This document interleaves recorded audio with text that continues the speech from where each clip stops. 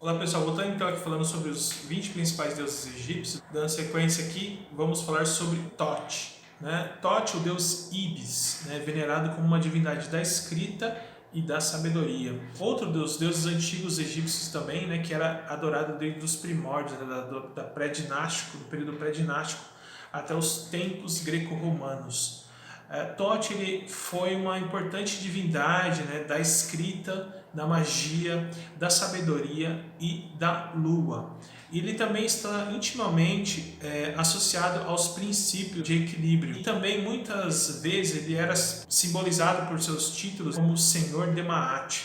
E como Thoth também foi retratado como marido da deusa Maat, a divindade da verdade, da justiça e da ordem cósmica. Curiosamente, Thoth ele teve muitas histórias de origem na mitologia egípcia, como a tradição antiga mencionada, que como Thoth nasceu dos lábios de Ra, ou nasceu por si mesmo, como um Ibis que põe o ovo cósmico que contém toda a criação. Essas histórias de origens posteriores estabeleceram Thoth como um personagem da saga de Osíris, que sua divindade estranhamente nasceu quando Sete engoliu acidentalmente a semente de Horus.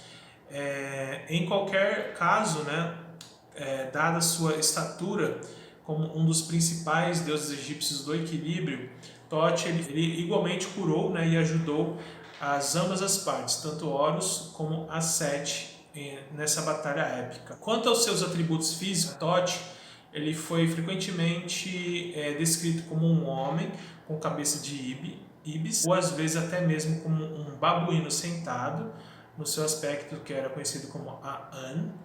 E considerando as suas qualidades acadêmicas ali, Thoth também ele foi amplamente percebido como uma divindade padroeira, um deus padroeiro dos escribas, dos astrônomos, dos sacerdotes e de alguns governantes também, como Tutmés, que significa, esse nome desse faraó, Tutmés, significa nascido de Thoth. E ele também foi creditado como o inventor do alfabeto egípcio, não do alfabeto, porque a escrita egípcia não é alfabética, tá? Mas ele foi como o inventor da escrita, da matemática, da topografia, da geometria e até mesmo da botânica, ok? Bom, falando agora sobre Sobek. Sobek era o deus crocodilo, venerado como uma divindade do Nilo. Sobek, também conhecido como Sebek ou Sobek, representava a natureza do Nilo e o seu alcance fértil ali que dá a vida, e os répteis perigosos que existiam dentro do rio. Essa composição desses dois âmbitos trouxe à tona a veneração do deus crocodilo, Sobek, que era uma divindade intrinsecamente ligada ao rio Nilo. E para esse fim, o Sobek ele foi considerado um dos deuses egípcios criadores, que emergiram da obscura água escura de Nun, que eu falei anteriormente para vocês, para criar o Nilo a partir da própria força. E com isso, uma outra história relata que ele botou os ovos nas águas primordiais de Nun para criar o seu próprio mundo em que os egípcios viviam.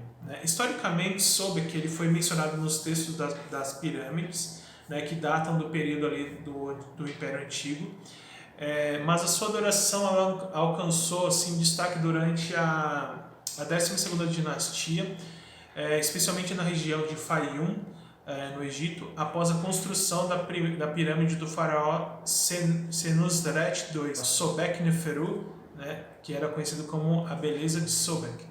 Possivelmente, a primeira governante mulher do Egito veio da mesma dinastia. Quanto ao escopo da sua veneração, é inteiramente possível que mesmo os crocodilos vivos fossem adorados em algumas partes do Egito, como uma personificação de Sobek. E uma das hipóteses mencionadas, que como Sobek era reverenciado como uma forma de apaziguamento, ali, aludindo às suas origens como um deus, quanto à sua representação, Sobek ele frequentemente era representado como um homem com uma cabeça de crocodilo e que ele era adornado com uma touca emplumada, e a coroa de Atef. Curiosamente, os arqueólogos encontraram crocodilos mumificados de uma variedades tamanhos, desde crocodilos mais velhos a crocodilos mais pequenos, filhotes, dentro dos túmulos dos antigos egípcios, o que faz essa alusão à popularidade de Sobek como um dos deuses principais do Egito Antigo. E na verdade, Sobek, como uma divindade, ele era venerado até mesmo durante a época greco-romana. Falando agora sobre Taweret. Taweret era a deusa hipopótamo, considerado como uma divindade de proteção. A antiga deusa egípcia do parto, Taweret, que significa aquela que é grande, era considerada a protetora divina das mulheres e crianças. E curiosamente, sua veneração pelos antigos egípcios foi possivelmente inspirada pelo escopo ecológico do reino antes do início do período pré-dinástico, quando os habitantes locais observaram como o hipopótamo feminino, a hipopótamo, defendia firmemente os seus filhotes contra qualquer tipo de ameaça ou até mesmo contra outros hipopótamos. E com o tempo, Taweret também ela foi adorada como uma deusa antropomórfica, que tinha o poder de repelir influências malignas. E para tanto, sabe-se que as mães egípcias carregavam amuletos entalhados como símbolos ou imagens de Taweret para invocar a sua proteção. E na época do Império Novo, a sua semelhança também era projetada em objetos relacionados à feminilidade, como aplicadores de cosméticos, joias, encostos de cabeça, vasos. E com a sua veneração, possivelmente decorrente dessa observância do comportamento do hipopótamo no Egito, os atributos físicos de Taweret também seguiram esse exemplo. Como uma deusa egípcia frequentemente retratada como um hipopótamo, grávida, bípede, que carregava o sinal protetor conhecido como Sa. E, no entanto, os seus membros eram de natureza surpreendentemente felina, enquanto a sua extremidade traseira lembrava um crocodilo do Nilo. Okay? Falando agora sobre Aton.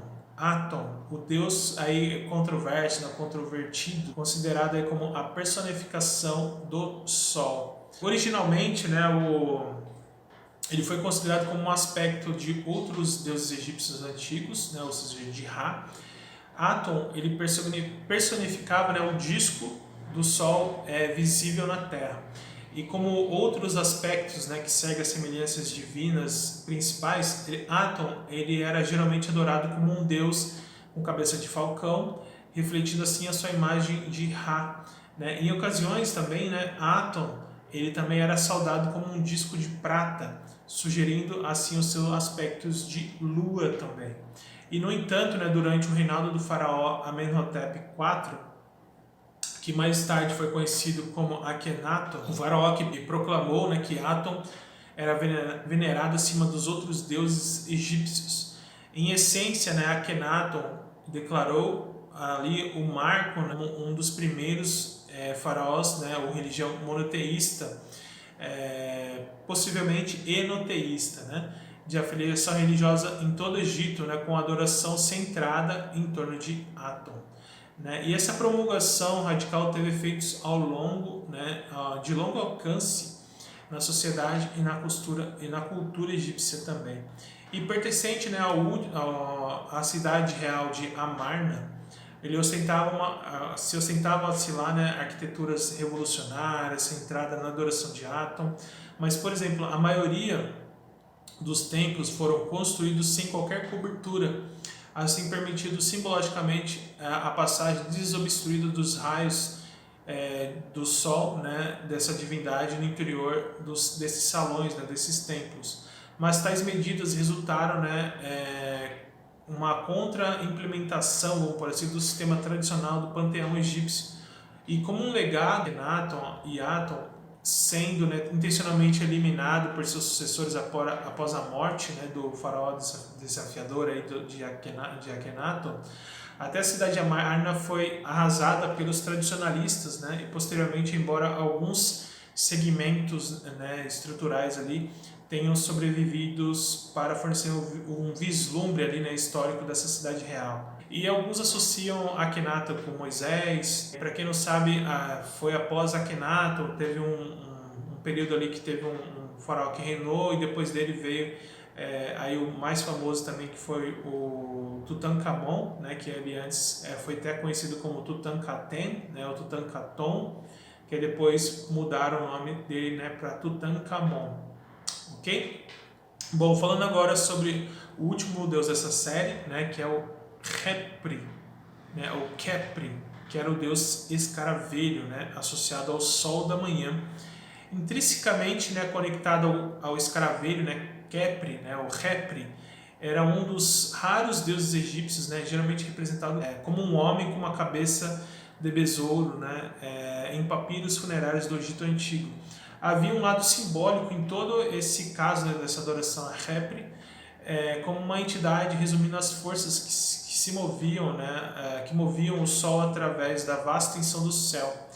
E essa conexão foi derivada, né, das ações do escaravelho, quando eles rolavam aquelas bolas, né, de esterco, de barro, ali, de lama, pela superfície rigorosa do deserto.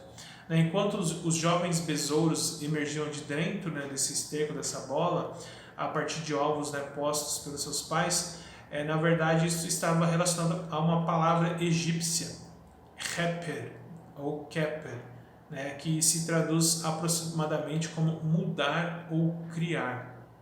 E foi daí, né, que o Khepri também foi considerado como um subordinado ao deus Sol mais exaltado, Ra, né, que na ocasião também traduziam para Khepri, né, o Khepri, como sendo um dos seus aspectos de Ra. Né? E, por exemplo, o Khepri ele era percebido, né, como uma personificação do Sol da manhã, enquanto Ra ele era visto como o Sol mais refulgente, né, do meio-dia, mais forte do meio-dia. E o povo também considerava Khepri como um deus egípcio do renascimento, né? Possivelmente porque os egípcios acreditavam que os besouros surgiam, né, do nada e ainda assim eram capazes de reprocriar, né, de se procriar. Bom, pessoal, o que eu tinha para falar para vocês sobre os 20 principais deuses do Egito é isso, tá? Espero que vocês tenham gostado, ok? Deixe seus comentários aqui, tá bom? Se vocês puderem compartilhar este vídeo, eu agradeço muito também, ok? E em breve, né, eu vou estar lançando então a série Os Deuses Egípcios, né, os principais deuses egípcios aí. Aqui foi só uma pincelada para vocês entenderem um pouquinho do que vem por aí, tá bom? Muito obrigado e até o próximo vídeo.